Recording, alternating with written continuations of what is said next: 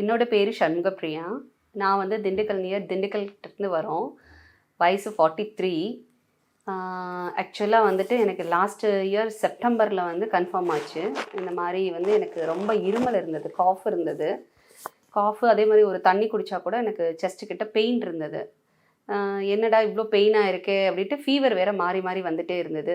Fever இருக்கவும் நான் போய் லோக்கலில் டாக்டரை பார்த்தேன்.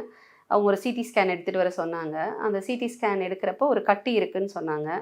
அப்புறம் இதை பயாப்சி பண்ணி பார்த்தா தான் வந்து என்னென்னு டிக்ளேர் பண்ண முடியும்னு சொன்னப்போ ஒரு பயாப்சி பண்ணோம். பயாப்சியில் வந்து இது கேன்சர் இது செல்ஸ் இருக்குது அப்படின்னு சொல்லி அந்த கட்டி கன்ஃபார்ம் ஆச்சு.